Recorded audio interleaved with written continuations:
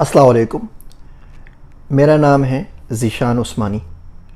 آج ہم جس ٹاپک کے اوپر بات کریں گے وہ بہت زیادہ ضروری ہے ہمارے معاشرے کے لیے۔ اس ٹاپک کا نام ہے پناہ۔ ہوتا کچھ اس طریقے سے ہے کہ ہر پاکستانی ایک شکایت کر رہا ہوتا ہے کہ اس کی رزق میں تنگی ہو گئی ہے، اس کے اوپر کسی نے بندش باندھ دی ہے، کسی کی نظر لگ گئی ہے، کسی نے جادو کر دیا ہے، کسی کی آہ لگ گئی ہے، کسی کی بددعا لگ گئی ہے، اور کسی نہ کسی وجہ سے کوئی جنات کا سایہ ہو گیا ہے، کوئی اثر ہو گیا ہے کہ اس کی زندگی میں کوئی بھی کام نہیں ہو رہا اور اس کے سارے کام رک گئے ہیں۔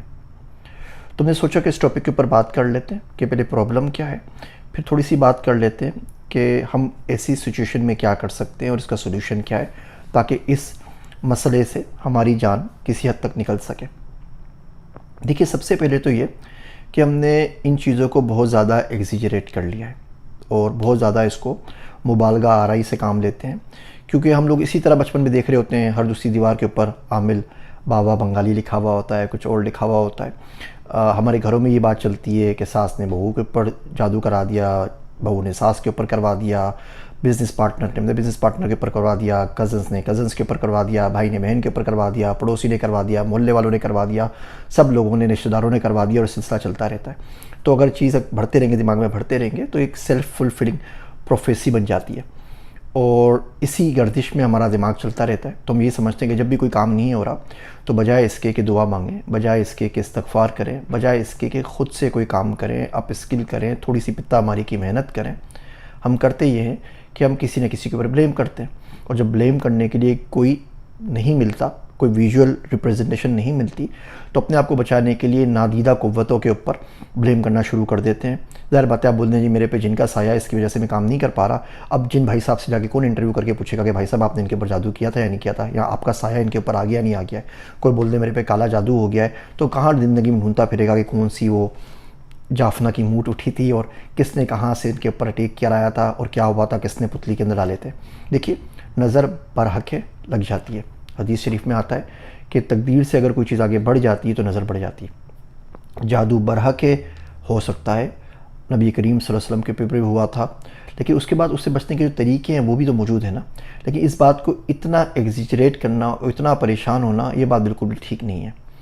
بڑی حیرت کی بات ہے کہ بل گیٹس کو نظر نہیں لگتی، ایلون مسک کو نظر نہیں لگتی، وارن بفے کو نہیں لگتی، جیف بیزوس کو نہیں لگتی۔ ہمارے پاس رکشہ چلانے والے نے بھی نا پیچھے 4 چیزیں لکھی ہوئی ہوتی ہیں، 2-3 تعویذ ٹانگے ہوئے ہوتے ہیں کہ اس کو نظر لگ جائے گی۔ مطلب آپ کو کوئی ایسا شخص نظر آئے نا کہ اس کی رنگت اتنی کالی ہو کہ اندھیرے میں وہ آپ کو نظر بھی نہ آئے، 4 تعویذ باندھ کے وہ بھی گم رہا ہوتا ہے کہ کسی نظر نہ لگ جائے۔ کبھی کبھی بڑی شرارت سوچتی ہے کہ پوچھوں اس سے کہ بھائی یہ نظر آپ کو لگے گی یا تعویذ کو لگے گی؟ تو ہم نے بہت زیادہ اس کو ہوا بنا لیا ہے۔ پہلا کام تو یہ کریں، اب یہ تو پرابلم ہو گیا کہ بھئی یہ پرابلم ہے اور ہر معاشرے کے اندر آپ کو روز یہ سنائی دیتا ہے۔ اس سے بچنے کا طریقہ کیا ہے؟ تعلیم کی کمی ہے، اللہ پہ اعتماد کم ہو گیا ہے، اور ہم لوگ دین سے بہت دور آ گئے ہیں، اس کی وجہ تمام چیزیں ہوتی ہیں۔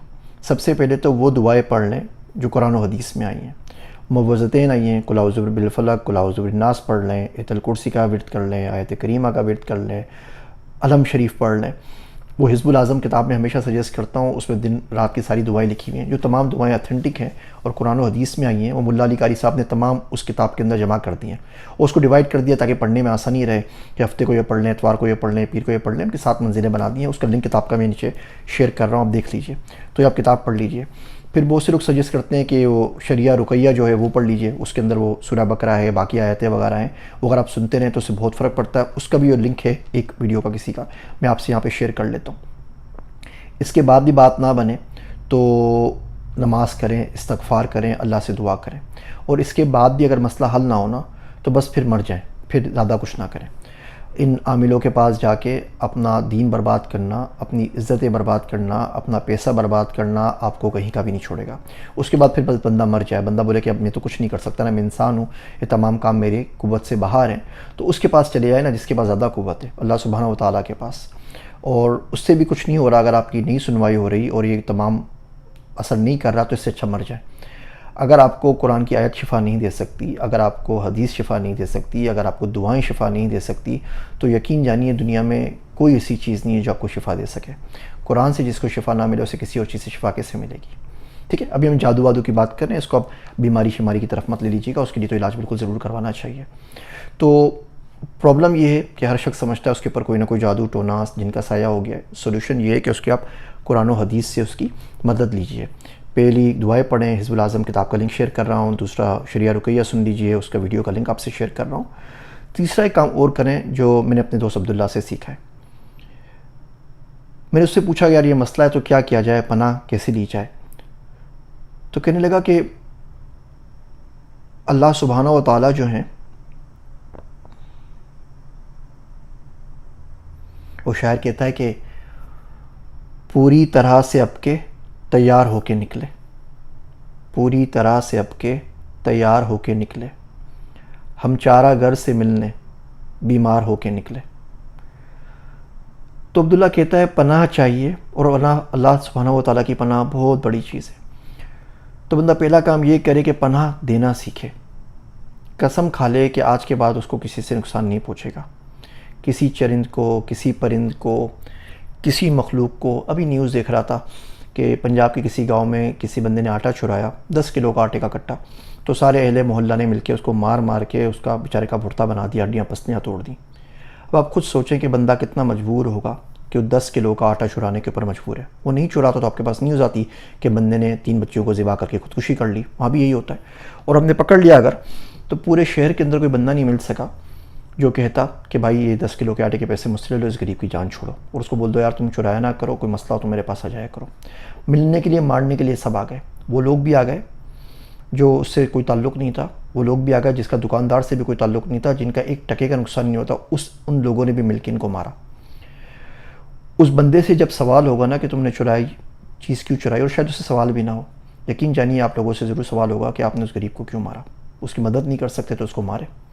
قرآن شریف میں آتا ہے نا کہ لوگ کھانا نہیں کھلاتے اور کھانا کھلانے کی تلقین بھی نہیں کرتے, تو کھانا کھلا دیا کرنے بڑی اچھی بات ہے. تو بہر عبداللہ کی کہانی پہ واپس آتے ہیں. تو عبداللہ صاحب کہتے ہیں کہ پناہ دینا سیکھیں. ابھی اللہ پاک نے کرم کیا, اللہ نے فضل کیا, اس نے گھر لیا یہاں پہ امریکہ میں بڑا. اس کے گھر میں بہت سارے درخت ہیں. مجھے بتا رہا تھا کہ کوئی 313 بڑے درخت ہیں اور 41 چھوٹے درخت ہیں اور 60 بیلیں ہیں. تو کہنے لگا میں ایک درخت کے پاس گیا, اس کے اوپر ہاتھ رکھا اور میں نے کہا دیکھو پریشان نہ ہونا, آج کے بعد جب تک میں اس گھر میں ہوں, جب تک زندہ ہوں, انشاءاللہ تعالیٰ تمہیں کوئی کاٹے گا نہیں, تمہیں کوئی تکلیف نہیں ہوگی, تمہیں کھاد پانی سب ٹائم کے اوپر ملے گا. اس کے گھر میں بہت سارے جانور ہیں کیونکہ بڑی زمین ہے ماشاءاللہ سے, تو ہرن بھی ہیں, رکونز بھی ہیں, اور وہ طوطے بھی ہیں, مینا بھی ہے, گلہریا بھی ہیں, بوب کیٹ بھی آتی ہے. تو اس نے سب کا نا پورا بوفے بنا دیا ہے, سارا کھانا وانا رکھ دیا تاکہ وہ لوگ آئیں اور آ کے کھانا شانا کھا سکیں, تاکہ ان کو پناہ مل جائے. تو پناہ اگر چاہیے تو لوگوں کو پناہ دینا سیکھیے, شروع کیجیے. کوئی شخص دنیا کا, خاندان کا آپ کی زبان سے محفوظ نہیں ہے اور پھر آپ بولتے ہیں کہ آپ کو پناہ مل جائے. آپ نے مخلوق خدا کا جینا حرام کر کے رکھا ہوا ہے اور آپ چاہتے ہیں کہ آپ کو پناہ مل جائے. آپ روڈ پہ جاتے ہوئے کبھی بلی کو لات مار دیتے ہیں, کبھی کتے کو لات مار دیتے ہیں, کبھی چونٹیوں کے گھر تباہ کر دیتے ہیں, کبھی پرندوں کا شکار کر لیتے ہیں, کبھی کسی کی آنکھ میں پتھر مار دیتے ہیں. الغرض ہر چیز جو آپ کے قابو میں آ جائے آپ اس کو نقصان پہنچاتے ہیں. جانور سے اوپر آتے ہیں تو پھر ماں باپ کی شامت آتی ہے, بہن بھائیوں کی شامت آتی ہے, بیوی بچوں کی شامت تو آتی ہے, اور پھر آپ چاہتے ہیں کہ آپ کو پناہ مل جائے. ایسا نہیں ہو سکتا. آپ آفس میں ہر بندے کو بندی کو ذلیل کریں, اپنے کو ورکرز کو تنگ کریں, ان کے خلاف سازشیں کریں, ان کے خلاف الگ الگ چیزیں بنائیں, الگ الگ گروپ بنا لیں, فرقہ واریت روا رکھیں, پھر آپ کو پناہ مل جائے, بڑی مشکل بات ہے. تو پہلا کام تو یہ کریں کہ پناہ کے اوپر کام کیجیے, لوگوں کو پناہ دیں. آج کل زندگی بڑی مشکل ہو گئی ہے. وہ بڑا اچھا شعر ہے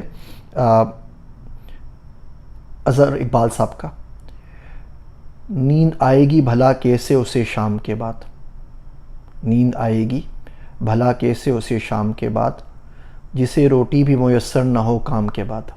ہمارے معاشرے کی آج کل اتنی بری حالت ہے, کوشش کر کے لوگوں کو پناہ دیں, لوگوں پہ رحم کرنا شروع کریں. اور یہ کچھ بھی نہ ہونا تو میں عبداللہ کی آپ کو دعا بتاتا ہوں. تو رات کو تہجد پہ اٹھیں اور ہاتھ اٹھا دیں اور بولیں اللہ سائیں میں بڑا کمزور ہوں, اور تو کن لوگوں کے حوالے مجھے کر دیتا ہے جو مجھے تنگ کریں, جو مجھے ذلیل کریں, جو یہ جادو ٹونا باقی چیزیں کر کے مجھے دبانے کی, مجھے برباد کرنے کی کوششیں کریں. اے میرے مالک, اے میرے رب, تو نے کہا تھا لست بربکم, کیا میں تمہارا رب نہیں ہوں؟ میں نے تو نہیں کہا تھا میرے مالک, آپ نے کہا تھا, تو نے کہا تھا لست بربکم. اللہ سائیں ہم سب نے کہا تھا قالوا بلا, کیوں نہیں, بے شک آپ ہمارے رب ہیں. تو نے سوال پوچھا تھا، ہم نے اقرار کیا تھا۔ اس قالو بلا کی گونج آج تک کبھی کبھی کان کے اندر گونجتی ہے، اے میرے رب میں کدھر جائے گا؟ اے اللہ سائیں میں کدھر بھی نہیں جائے گا، میں ادھر ہی بیٹھا ہوں،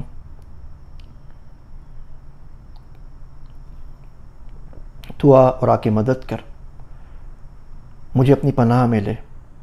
بے شک تیری پناہ سے بڑی چیز اس کائنات میں کوئی نہیں ہے، اور جسے تو اپنی پناہ میں لے لیتا ہے وہ نقصان نہیں پہنچا سکتے۔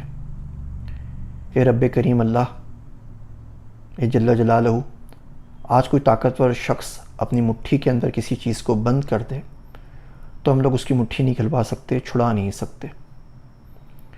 میں کیسے مان لوں کہ عزت تیرے ہاتھ میں ہے، ذلت تیرے ہاتھ میں ہے، رزق تیرے ہاتھ میں ہے، شہرت تیرے ہاتھ میں ہے، قبولیت تیرے ہاتھ میں ہے، علم تیرے ہاتھ میں ہے، اور تیری مٹھی سے چھڑا کے کوئی لے جائے گا۔